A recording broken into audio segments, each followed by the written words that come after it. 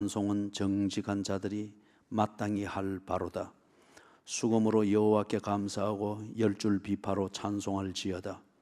새 노래로 그를 노래하며 즐거운 소리로 아름답게 연주할지어다. 여호와의 말씀은 정직하며 그가 행하시는 일은 다 진실하도다. 그는 공의와 정의를 사랑하시며 세상에는 여호와의 인자하심이 충만하도다. 여호와의 말씀으로 하늘이 지음이 되었으며 그 만상을 그의 입 기운으로 이루었도다. 그가 바닷물을 모아 무더기같이 쌓으시며 깊은 물을 곳간에 두시도다.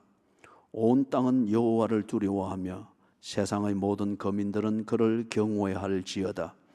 그가 말씀하심에 이루어졌으며 명령하심에 견고히 섰도다.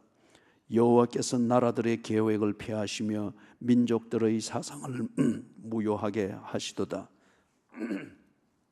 여호와의 계획은 영원히 서고 그의 생각은 대대에 이르리로다.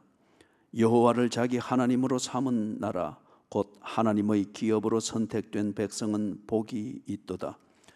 여호와께서 하늘에서 굽어보사 모든 인생을 살피시며 곧 그가 거하시는 곳에서 세상의 모든 거민들을 굽어 살피시는도다. 그는 그들 모두의 마음을 지으시며 그들이 하는 일을 굽어 살피시는 이로다. 많은 군대로 구원 얻은 왕이 없으며 용사가 힘이 세어도 스스로 구원하지 못하는도다. 구원하는 데에 군마는 헛되며 군대가 많다 하여도 능히 구하지 못하는도다. 여호와는 그를 경외하는 자 곧 그의 인자하심을 바라는 자를 살피사 그들의 영혼을 사망에서 건지시며 그들이 굶주릴 때에 그들을 살리시는도다. 우리 영혼이 여호와를 바라며 그는 우리의 도움과 방패시로다. 우리 마음이 그를 즐거워하며 우리가 그의 성호를 의지하였기 때문이로다. 여호와여, 우리가 주께 바라는 대로 주의 인자하심을 우리에게 베푸소서. 아멘.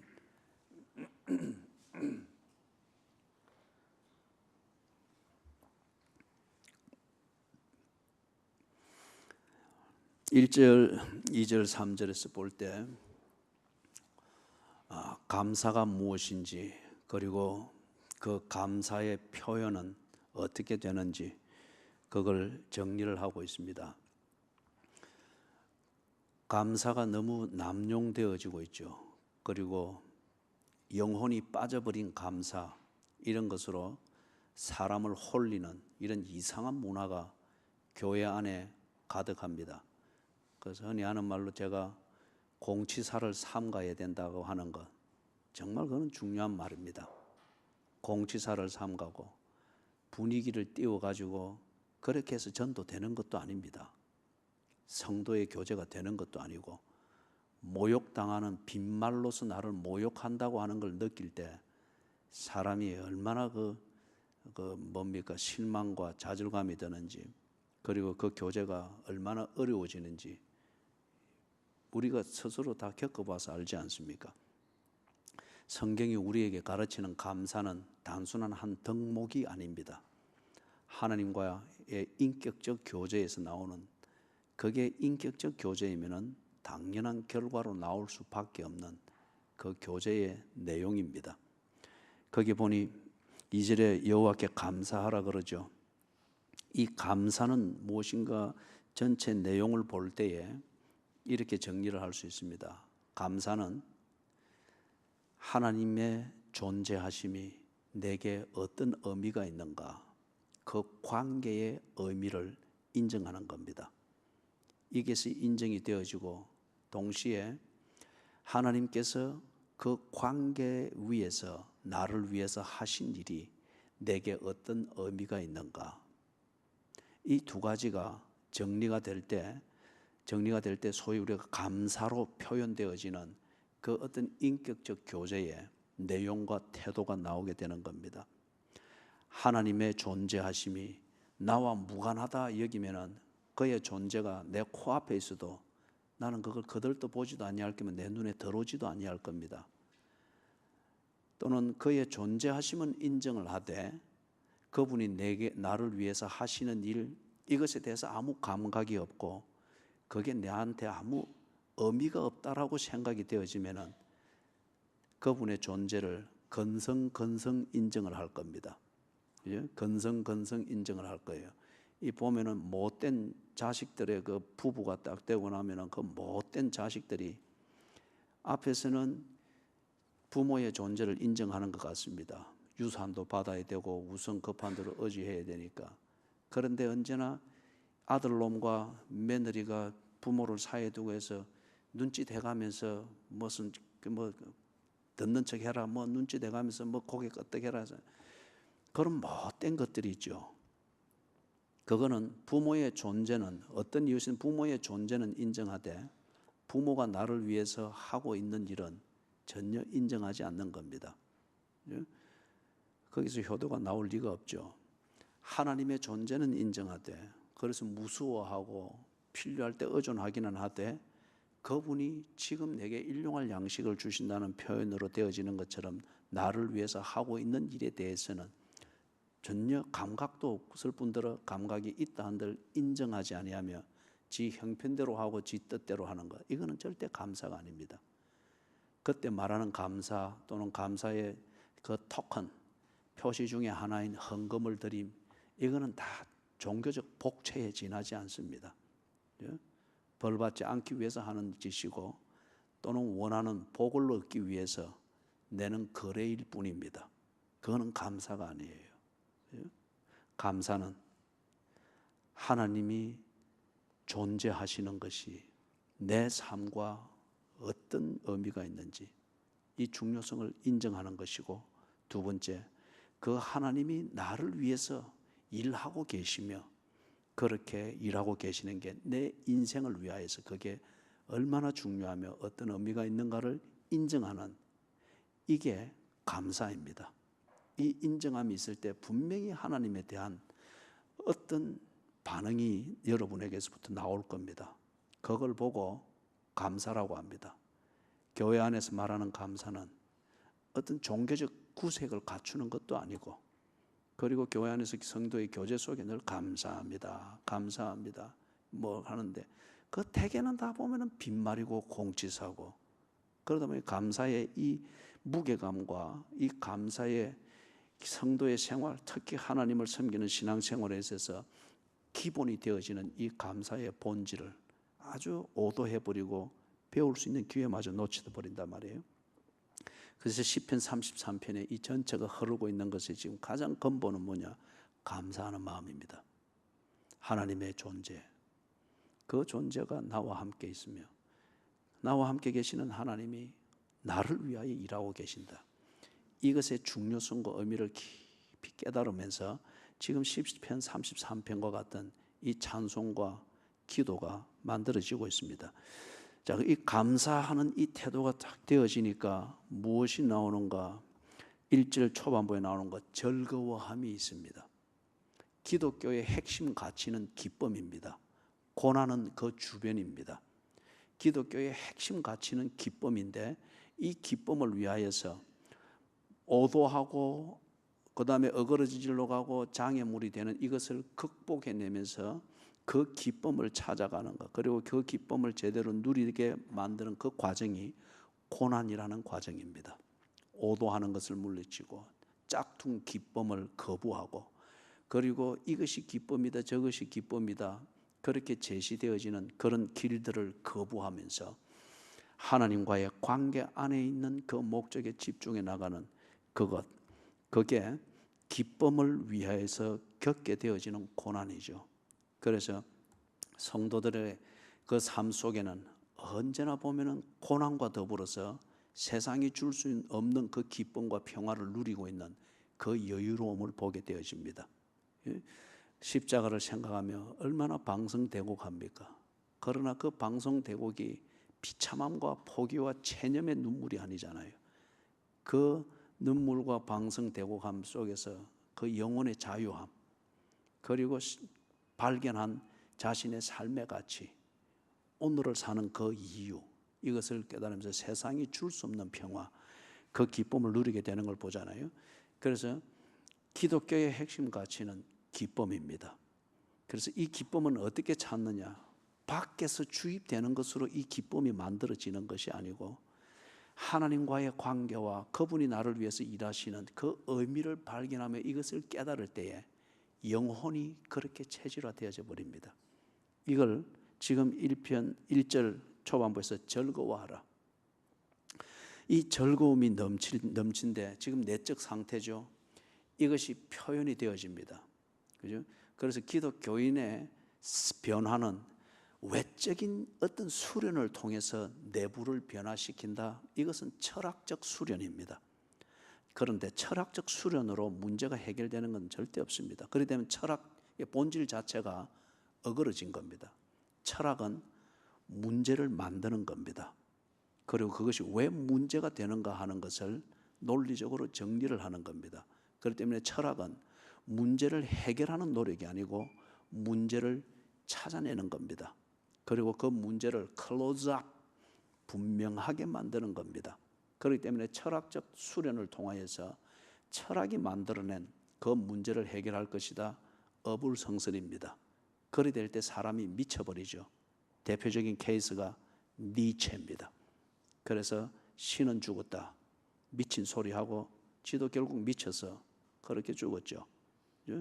그래서 이게 우리 기독교인들이 즐거워한다. 절대 무슨 웃음 치료, 미술 치료, 음악 치료, 상담 치료, 마약 먹고 아니면은 이 시대에 맞추어서 살기는 그리 살고 그 다음에 내적인 것은 복 받기는 하나님께 은혜를 구한다. 절대 그게 즐거움을 주고 기쁨을 주는 게 아닙니다. 우선 짜릿한 쾌감은 있는, 일탈을 할 때 가지는 짜릿한 쾌감은 있을지 모르나 내적인 기쁨, 그 기쁨이 넘쳐나서 우리의 삶이 즐겁게 되어지는 그것은 있을 수가 없습니다. 기독교에서 말하는 그리고 가르치는 즐거움, 기쁨이라고 하는 것은 내적 상태입니다. 이것이 성숙되고 무르익을 때 뿜어 나오는 겁니다. 이 뿜어 나오는 그 표현이 무엇인가? 지금 1절 하반절에 말하는 것 찬송입니다. 그게 찬송입니다.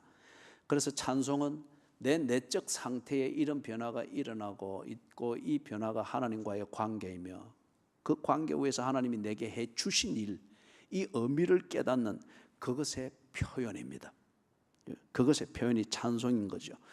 그런데 이 찬송을 하나님을 칭송하고 이 비밀의 주인공이 하나님이며 하나님과 나와의 이 관계 그리고 그 관계에 근거한 교제가 오늘 나로 하여금 이 기쁨과 용기와 자신감과 회복을 주었다. 이것을 밖으로 드러내는 게 찬송이란 말이에요. 이 찬송을 어떻게 표현하는가? 거기 보니까 3절에서 새 노래로 노래한다고 합니다. 새 노래로 노래. 그렇기 때문에 찬송은 곧 노래다 이리 말할 수 없습니다. 찬송을 표현하는 한 방식이 노래일 수 있습니다.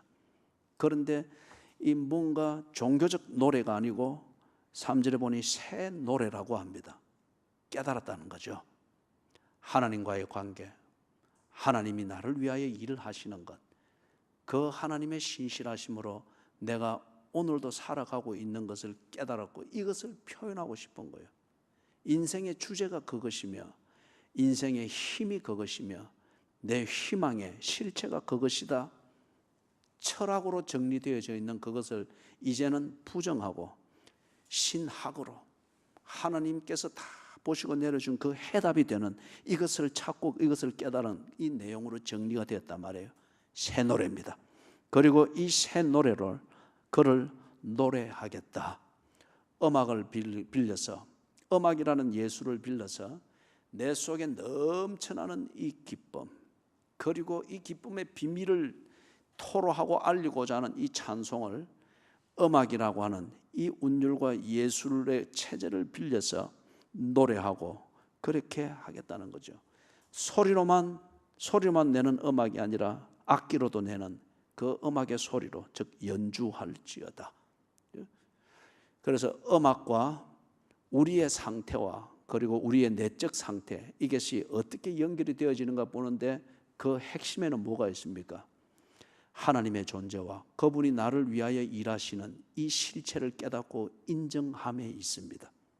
이게 빠져버린 상태에서의 찬송이든 음악이든 연주든 이 모든 것은 종교적인 국거리 장단에 지나지 않습니다. 흥이 나는 리듬을 들으면 사람이 외적으로 한동안 즐거울 수도 있고 그 흥이 주는 감정에 휩싸여서 내적 카타르시스도 어느 정도 만들 수 있습니다. 그러나 그거는 중독입니다.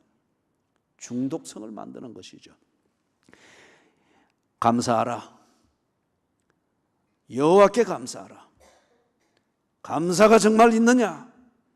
하나님을 칭송하라.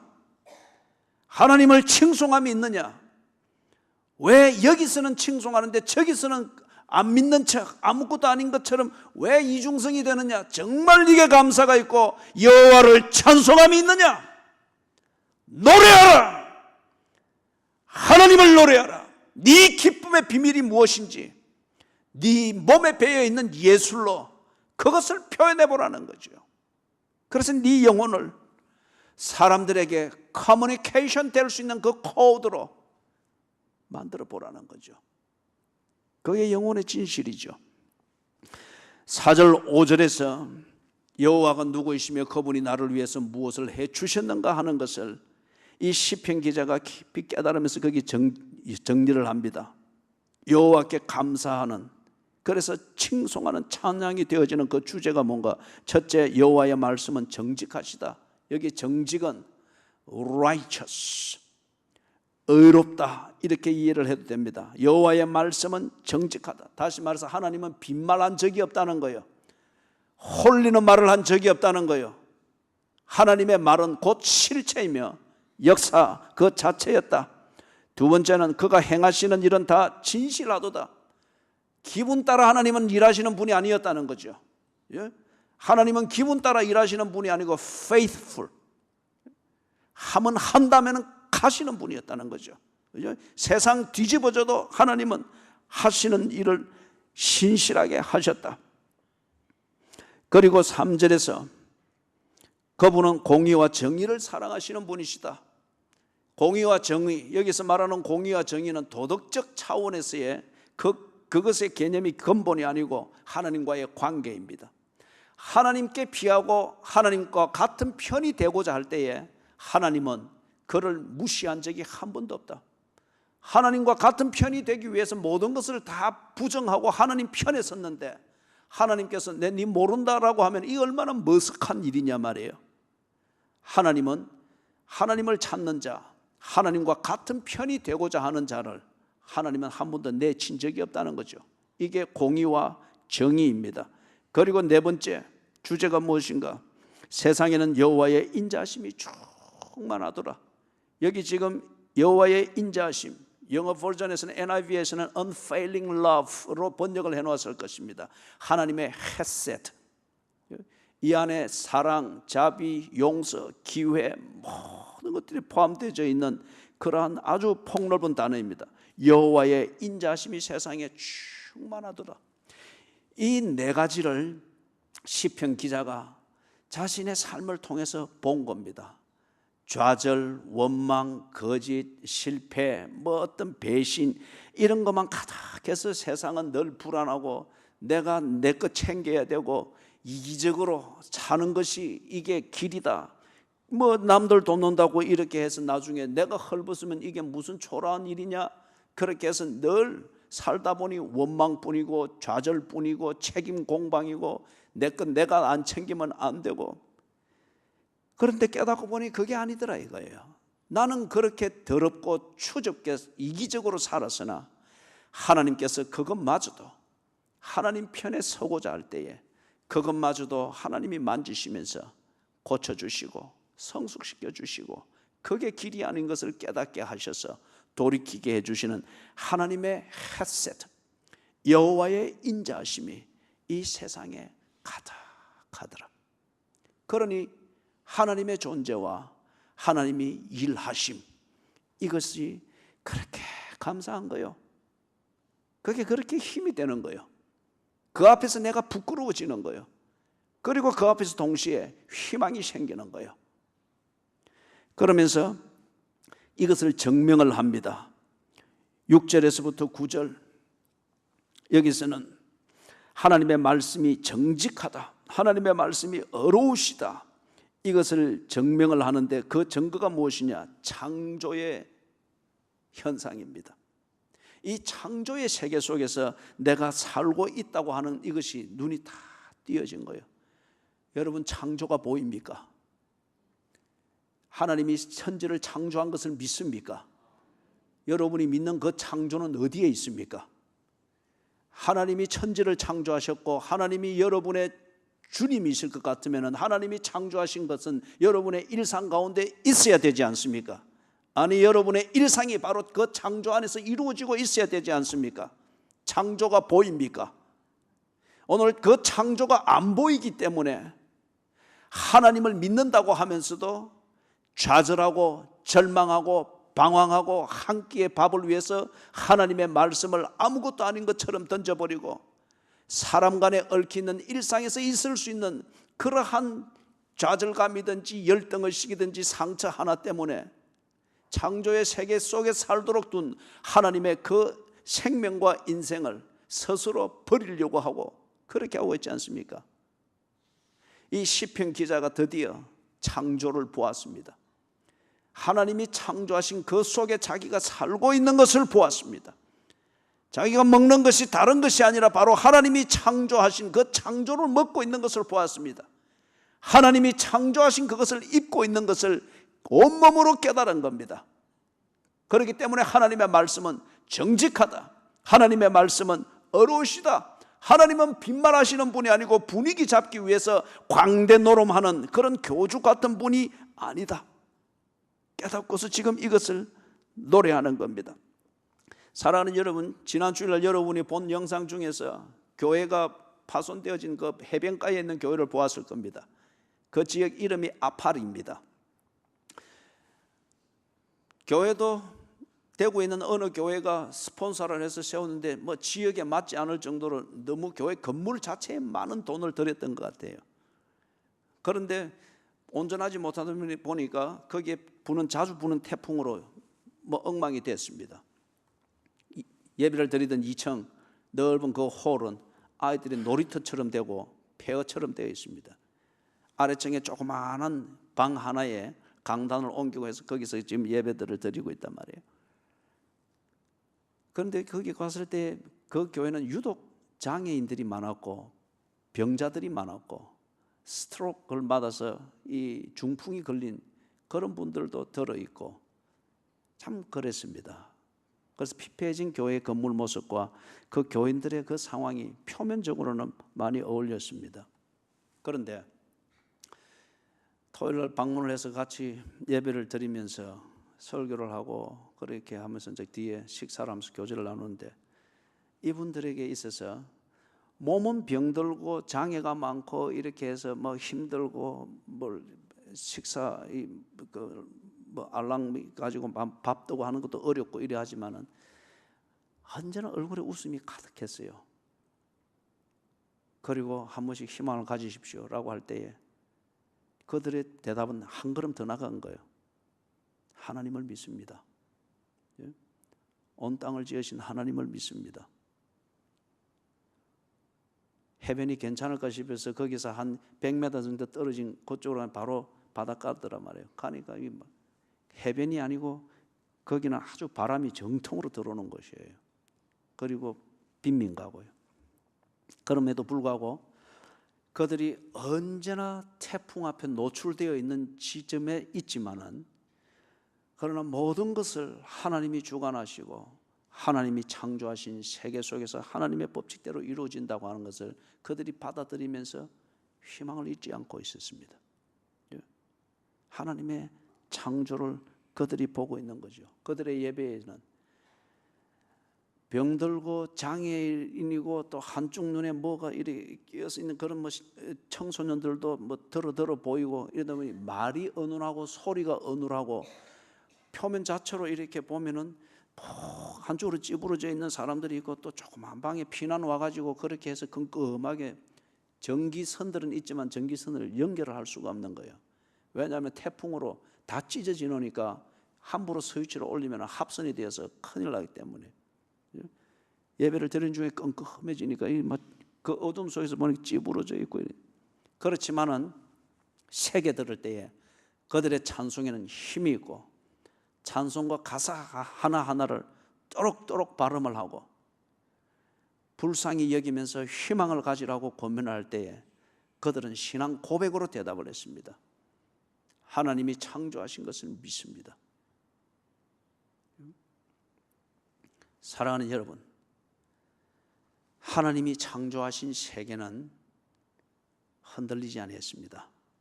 하나님이 지으신 바다는 그 경계를 넘어온 적이 없고, 하나님께서 지으신 땅은 물에 삼킨 바가 없고, 하나님이 지으신 하늘은 무너져 내린 적이 없습니다. 하나님이 지으신 산은 창조 때로부터 지금까지 그 자리를 지키며 푸르름과 갈색을 시절을 따라 만들면서, 그리고 곡물을 내고 과일을 냅니다. 변한 게 없습니다. 변한 게. 그래서 이 시편 기자가 보니 하나님이 말씀으로 천지를 창조하셨다면 그 말씀이 기분껏 한 것이고 공치사일 것 같다면 말씀의 결실인 창조도 그렇게 되어버렸어야 되는데, 하나님이 말씀으로 창조하신 그 창조의 세계가 말씀한 대로 지금까지 그 법칙대로 움직이고 있더라요. 하나님의 말씀은 정직하다.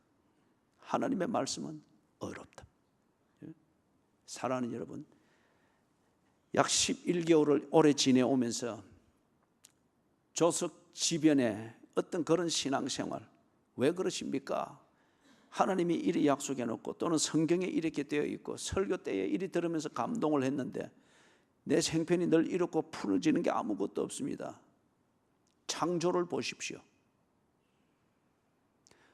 당신이 들었던 말씀 하나님이 하셨고, 그 말씀을 이 피조 세계가 듣고 한 번도 저항하고 반항하고 시험 들미 없이 이 피조 세계가 하나님의 말씀 아래서 지금까지 지내고 있는데, 어찌하여 당신과 나는 아침이 다르고 저녁이 다르냐 말이에요. 어찌하여 1년 내 11일 동안 흐르는 게 늘 좌절이고 절망이고 그 탓은 언제나 하나님께 하고. 창조를 볼 수 있기를 바랍니다. 하나님의 말씀이 정말 내가 11개월 동안 느꼈듯이 변덕스럽고 내 하기 나름이다, 이런 식의 하나님의 말씀, 그런 무가치한 것인지 창조를 보면서 여러분의 하나님의 말씀에 대해서 신실하지 못한 여러분의 마음에 수치를 느끼며 회개하기를 주의 이름으로 축원합니다.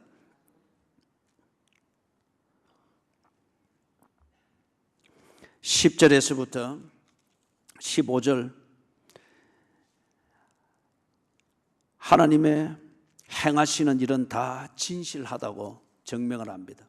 여기서 진실하다고 하는 것, faithful, 변덕을 부림이 없다는 겁니다. 어떤 상황에서도 당신이 하시는 일은 목적 그리고 약속한 대로 정리를 한다고 하는 겁니다. 10절에서부터 15절의 그 내용이죠. 우리는 이걸 보고 하나님이 하시는 일, 특히 거기 보니 11절에 여호와의 계획은 영원히 서고 그의 생각은 대대에 이르르다. 이걸 보고 우리는 섭리라고 합니다. Providence, 하나님의 섭리하심, 이것은 신실합니다. 그런데 어린아이가 지 아버지의 생각과 계획을 알지를 못합니다. 그래서 불만이 많습니다. 그리고 언제나 반항을 하려고 합니다. 모르기 때문에 그렇죠. 그렇기 때문에 지 생각과 지 하고 싶은 충동이 언제나 옳다고 여기고 그대로 못 따라주는 아버지가 참 답답하다고 여기면서 아버지에게 반항을 합니다. 그러나 아버지는 아들이 알지 못하는 것까지 알면서 계획을 세우고 그리고 그 아들에게 좋도록 진행을 해 나가고 있습니다. 아버지가 아들에 대해서 가지고 있는 섭리입니다. 하나님께서 사람이 알지 못하나 하나님이 온전히 사람에게 필요한 계획을 가지고서 그 계획을 세운 대로 변덕을 부림이 없이 진행을 하고 있습니다. 여호와의 계획, 여호와의 생각하심, 그것을 보고 우리는 프로비던스라고 합니다. 13절에서 보니까 여호와께서 하늘에서 굽어 보신다고 합니다. 그 굽어 보시는 것을 보다 구체적으로 표현하는 것 14절에 그가 거하시는 곳에서 세상의 모든 거민들을 굽어 살피신다고 합니다. 그가 거하시는 곳에서, 하늘에서 굽어 살피시는 하나님, 이것에 대해서 사람들이 철학으로 오해를 해버리고 아니면 종교적 신비감으로 오해를 해버리면서 지 현실과는 아무 상관없는 것으로 그렇게 처리를 해버리니까 이 시편 기자가 그 차원에서 벗어나서 자기의 눈이 새로 열린 거예요. 하늘에서 자기 백성을 굽어보시는 하나님의 실체가 무엇인가, 이것을 알도록 하기 위해서 하나님께서 그 증거가 되는 것들을 만드는데, 그게 뭔가, 그가 거하시는 곳에서 자기 백성들을 만난다고 합니다. 구약시대 때는 이것이 성막이요, 그 이후에는 성전이요, 오늘 우리에게는 교회 생활입니다. 이 교회 생활이라고 하는 것을 통해서 하나님이 나와 함께 하고 있는 것을 생각하게 하시고, 이 교회 생활을 통하여서 하나님이 나를 위해서 일하고 계시는 것을 알게 하시고, 이 교회 생활을 통하여서 하나님께서 나를 위하여 섭리하고 계시는 것을 배우게 하시고 깨닫게 하십니다. 교회를 들어올 때는 건방지게 들어옵니다. 또는 교회를 들어올 때는 아주 좌절하고 실패하여 들어옵니다. 그리고 교회에서 주의 말씀을 생각하고 우리 하나님과 기도를 통해서 대화를 하게 되어지고, 그리고 성도의 교제를 통하여서 나와 동병상련인 사람들을 돌아보며 저들의 간증을 들을 때에 하나님이 여전히 나와 함께 계시고 나를 위하여 일하고 계시는 것을 깨닫게 되어집니다. 그리고 살 소망을 가지고, 그리고 무엇을 위해서 살아야 되는가 하는 방향과 용기를 가지고 다시 성전을 나서서 저들의 일상으로 돌아가게 됩니다. 여호와께서 그가 계시는 곳에서 자기 백성을 굽어보고 계신다. 아버지가 자기 자식을 돌볼 때에 자식이 아버지의 눈높이에 맞추도록 요구하는 아버지가 없습니다. 자식을 위해서 아버지의 경륜을 가지고서 계획을 가지고 있고, 그 계획을 실행할 때에 아버지는 자식의 눈높이까지 낮추어서 보며 대화를 합니다.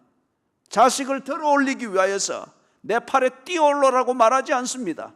자식을 들어올리기 위해서 자식이 있는 것까지 굽어 낮추어서 자식의 허리를 안고 들어올립니다. 하나님께서 그렇게 굽어 살피신다고 하십니다. 교회 생활을 통하여서 여러분을 굽어 살피시는 하나님께서 여러분의 눈높이에서 말씀하시고, 여러분을 굽어 살피시기 때문에 다 아시는 하나님께서 여러분의 심정을 향하여 말씀하시고, 여러분의 비겁함을 하나님이 아시기 때문에 비겁함에 한편 양심을 졸이고 있는 여러분의 양심을 향하여서 하나님이 낮추어서 말씀을 하십니다. 그렇기 때문에 어떤 이는 부정적으로 반항이 생기고, 어떤 이는 긍정적으로 감동이 생기고, 어떤 이는 긍정적으로 결심이 생기고 깨달음이 생기고, 어떤 이는 여전히 건방진 체질을 못 벗으니, 그러나 내 눈높이에서 굽어 내게 말씀하시고 살피시면서 지적하시니 시험이 듭니다. 하나님께서 그가 거하시는 곳에서 자기 백성을 만나시고 굽어 살피신다고 하는 분명한 증거입니다.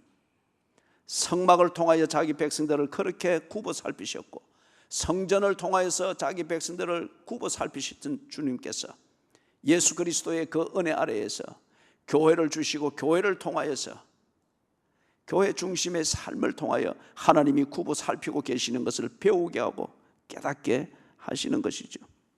여러분들이 보았던 영상 중에서 지붕이 반쪽이 날아갔던 그 지붕이 있죠. 거기서 그날 밤에 한쪽으로 몰려있는 이 자리를 두고서 기도를 예배를 드렸습니다. 예배를 드리는 가운데 그걸 그렇게 정리를 한 거예요. 여러분들이 지붕이 다 덮였을 때에는 하나님께서 하늘을 지으시고, 그 하늘을 지으신 하나님이 여러분들을 굽어 살피시며 여러분들을 돌보고 섭리하시는 것을 여러분들이 깨닫지 못했을 것입니다. 하나님께서 여러분들로 하여금 그것을 깨닫도록 하기 위하여서 여러분의 영적 시야를 가려버릴 수 있는 지붕을 걷어버렸습니다. 보십시오. 이 밤에 깨끗한 저 하늘에 스타리 스카이, 저 하늘에 별들이 박혀있고 저 별들이 빛나는 것을 볼 수 있습니까? 안 보인다는 거예요. 불을 다 끄십시오. 깜깜함 속에서 보니까 이 뚫어진 날아가 버린 지붕 그 구멍 사이로, 큰 구멍 사이로 별들이 빛나는 하늘이 보이는 거예요. 저 하늘을 누가 지었습니까? 하나님. 저 빛나는 별들을 누가 지었습니까? 하나님. 저 시커먼 하늘의 보석 같은 별들을 박아놓고 저 별이 떨어지지 않도록 그래비티, 이 중력의 원칙을 가지고 저걸 붙들어 매고 있는 분이 누구입니까? 하나님. 보입니까? 보입니다. 그럼에도 불구하고 왜 당신들이 창조주 하나님을 믿지 않느냐? 부서진 지붕만 보이고 저 지붕을 뚫어서 여러분들로 하여금 창조를 보게 하고 창조의 주를 보게 하시는 하나님의 섭리를 왜 보지 못하는가? 그들이 그때야 깨달으며 넘치는 찬양과 넘치는 교제로서 예배가 흥분되기를 시작했습니다. 돌아가면 그들이 거주하는 지역이 꼭 우리가 가축을 키우기에도 요즘 애완견을 키우고 반려동물들을 키우기 위해서 만들어놓은 우리보다도 못한 그러한 거주지에서 들어 누울 때에 얼기설기 메어놓은 그런 거죽대기 같은 지붕이 보이고 벽이 보일 때에 자괴감, 좌절감, 희망이 없음, 그냥 이렇게 살다가 가는 원시림 속에 사람들의 체질 그 속에서 벗어날 수가 없습니다. 그런데 보십시오. 이제 이 자리에 들어 누워 보십시오. 이 자리에 들어 누우셨을 때 부서진 지붕이 보입니까? 하나님을 보게 만드는 구멍이 보입니까? 지붕이 부서지는 것을 통하여서 그들의 움막 같은 그러한 집이지만 거기도 계시는 하나님, 그 하나님을 보게 되는 거예요. 그 하나님을 보고 하나님이 나를 위하여서 섭리하시고 이 라굼 원시림 지역을 위해서 하나님이 여전히 창조 때 하신 대로 섭리하고 계시는 것을 알 때에 비록 초막에 있을지라도 움막 같은 자리에 있을지라도 하나님이 일하고 계신다는 거 하는 것을 믿을 때에 거기서 절대 좌절하지 아니할 겁니다.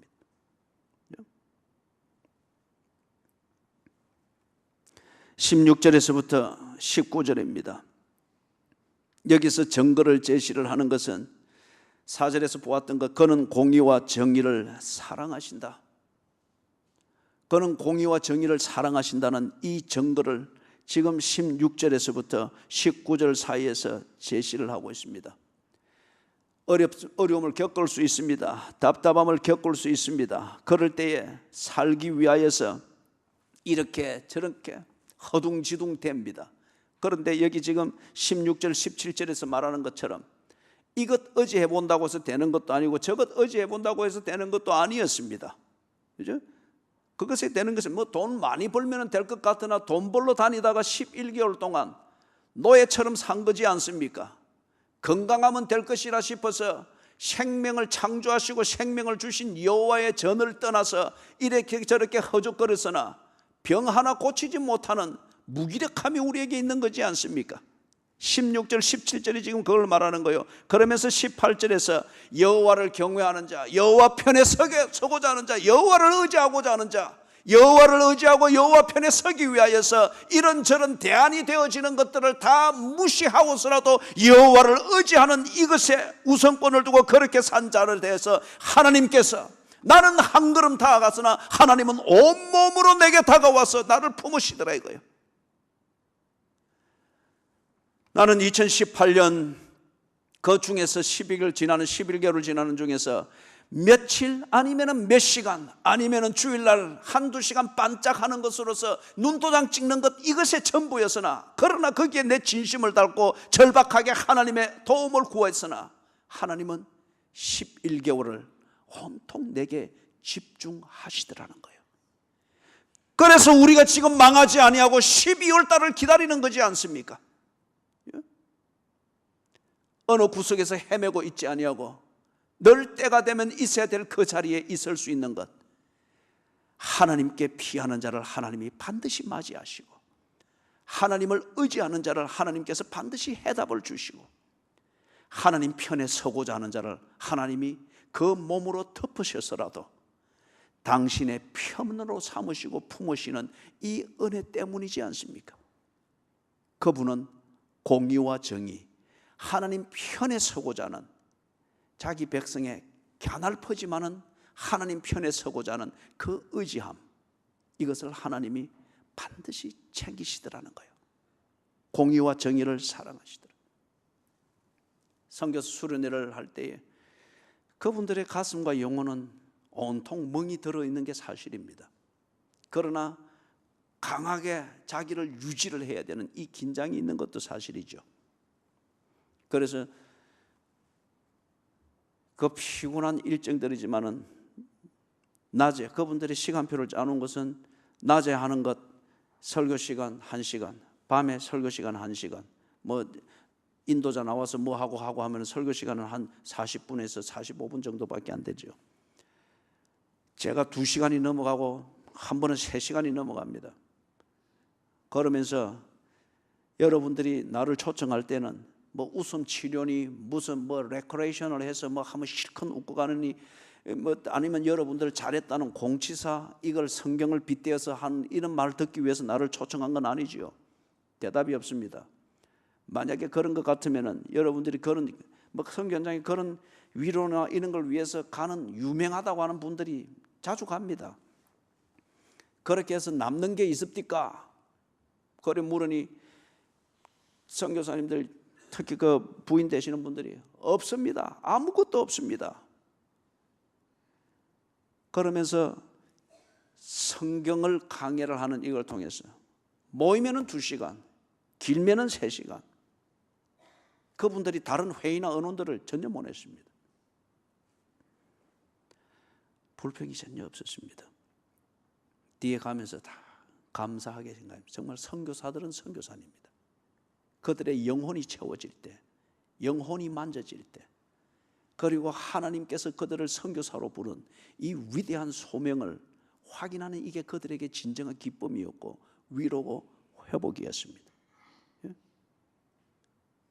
사랑하는 여러분, 다른 재주로 뭔가 나를 구원할 수 있고 세속이 말하는 어떤 이런 것 저런 것 그거 하느라고 예배 이리 잘라 먹어버리고 예배를 건성건성 드리고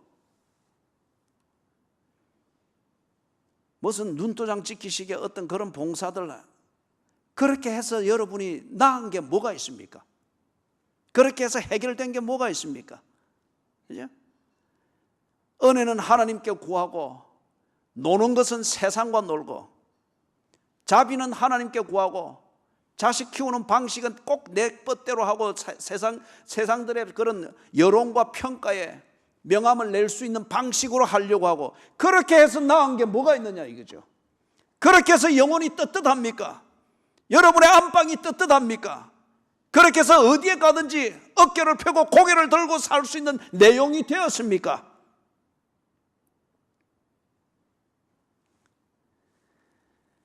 하나님께서 과부의 2 랩돈과 같은 그런 양일지라도 내 영혼을 다하고 그 정성으로 하나님 편이 되고자 할 때 하나님께서 여러분을 지켜주신 겁니다. 엉뚱한 데 가서 빙신처럼 살지 마십시오. 있어야 될 길을 떠나서 내가 공의를 세우고 정의를 세울 것이다. 그렇지 않죠. 그래 헤매서 얻은 건 다 배신감이고 다 좌절이고 눈치 보는 것만 늘었지 않아요. 그리고 영혼은 황폐화되었잖아요. 하나님 앞에 진심으로 기도했을 때 하나님 앞에 전심을 다해서 말씀에 집중하고 설교에 집중하는 태도를 고칠 때 하나님이 여러분을 배신한 적이 있습니까? 그런 예배를 드리고 난 뒤에 여러분의 영혼이 무너지고 자살하고 싶은 충동과 변명을 일갈하는 잔머리 굴리기가 있었습니까? 하나님은 공의와 정의를 사랑하십니다. 당신의 편에 설 때 하나님은 반드시 그것을 책임을 졌습니다. 11개월을 보내면서 그것을 부정할 수 없다면 남은 날도 그렇게 사십시오. 20절 21절에서 증거를 합니다. 세상에는 여호와의 인자심이 충만하도다. 좌절과 실패와 배신과 이게 충만한 것이 아니고 내 가정에서부터 시작하여 생계의 영역까지 여호와의 인자심이 충만하도다. 이걸 깨달은 겁니다. 깨달은 거예요. 이게 내게 별 도움이 안 되는 부모가 있어서 어떻다. 아이고 내가 참 저 원수와 결혼하는 바람에 내 인생이 이렇게 되어버렸다. 원수와 원망은 다 내가 만드는 거예요. 내가 그 삐뚤어진 영혼으로 보게 되니 모든 게 삐딱하게 보이고 모든 게 불만으로 보이고 지 혼자만 옳은 거예요. 지 혼자만 옳아가지고 그게 사라집니까? 인간은 사회적 동물이잖아요. 왜냐하면 사회적이신 하나님께서 지었기 때문에 그런 겁니다. 원망하고 불평하고 그렇게 하다 보면 내 혼자만 남는 거예요. 이게 이기주의의 속성이지 않습니까? 시편 기자가, 지금 이 시편을 쓰고 있는 기자가 드디어 이것을 극복했습니다. 보입니다. 세상에는 여호와의 인자가 충만하다는 것을 보았습니다. 선교사 수련회를 하는 중에 세 번째 시간을 마친 중에 3시간을 했죠. 그때는 중간에 쉬어가면서 했습니다. 10분 휴식하고 또 2부 시작하고 3시간을 하고 난 뒤에 늘 앞에서 꼿꼿하게 참 늘 손수건을 손에 쥐고 그렇게 3시간을 집중하여 듣던 거기서는 선배 선교사님이 해당되죠. 그래서 제게 와서 인사를 꼭, 저보다 나이가 한 3, 4년 정도 더 높은 것 같아요. 인사를 허리를 곱게 숙이면서 그래 제게 말을 하는 게, 목사님 이분이 오셔서 적어도 한 명은 예수의 제자로 만들었습니다. 자기를 고백하는 거예요. 그래서 이제부터는 정말 주님 앞에서 고독한 시간 가지기 위하여서 한 달 중에 한 주간은 제가 다른 활동 다 끊고 주의 말씀과 기도하는 일과 내 선교 사역의 본분에 대해서 깊이 생각하고 정리하는 시간으로 한 주간은 그렇게 지내겠습니다. 그러면서 다시 강조하는 게, 한 명은, 적어도 한 명은 예수의 제자로 만들었습니다. 그 선교 현장에서 그분이 30년, 40년째를 지금 섬기고 있단 말이에요. 뭘 모르겠습니까?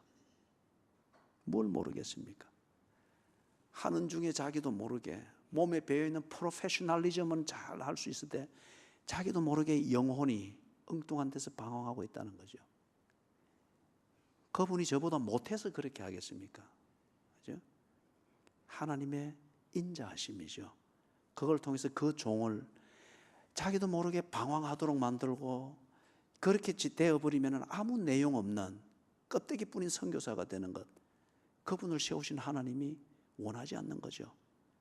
그래서 자기보다 훨씬 못한 목사이지만 목사를 세워서 목사의 입을 통하여 하나님의 인자하심을 발견하게 한 거죠. 그러니 곱신이 숙이면서 그 고백을 하는 거예요.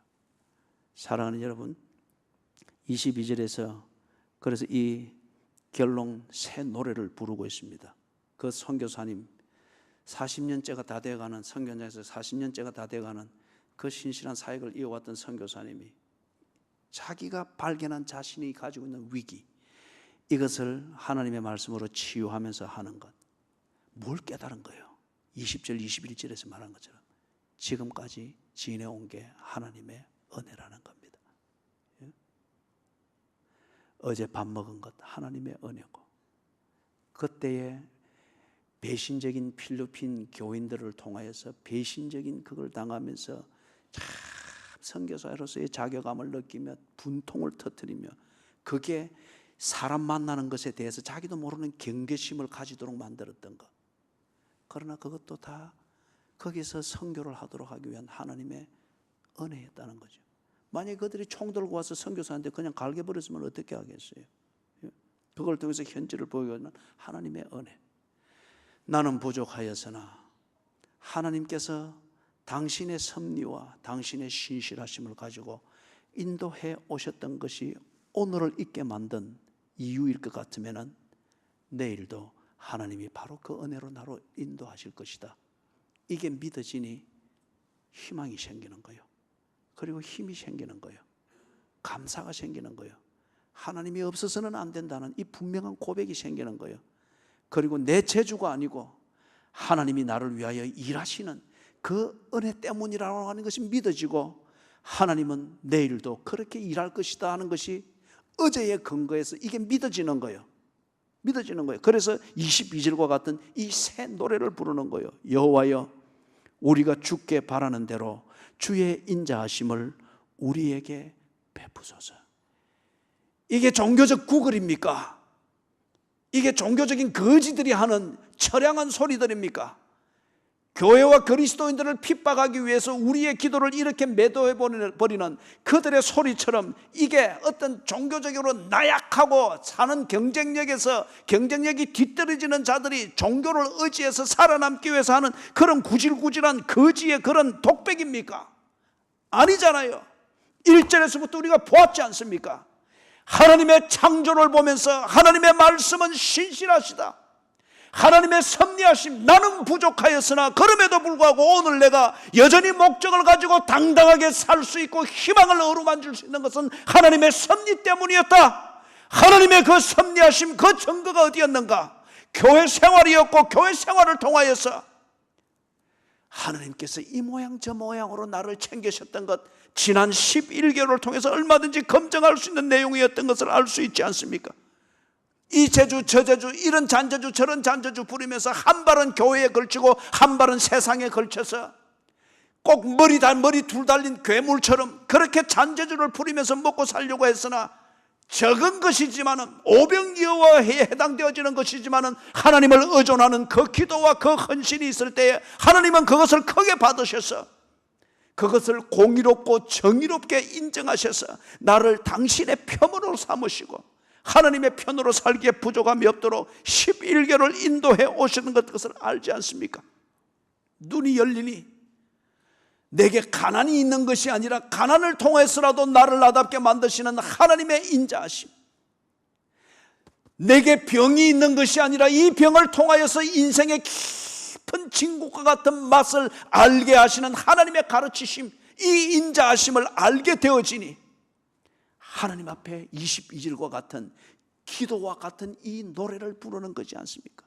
나를 도우소서, 그 인자하심으로 나를 도우소서. 종교적 구걸이 아닙니다.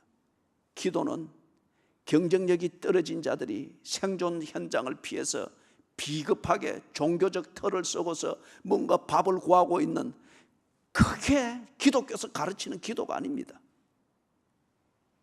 기도는 하나님의 은혜를 인정하며 그 하나님 앞에 힘과 뜻과 마음을 다하여서 교제하기를 원하는 그리스도인들의 그들의 내적 표현입니다. 나를 도우소서.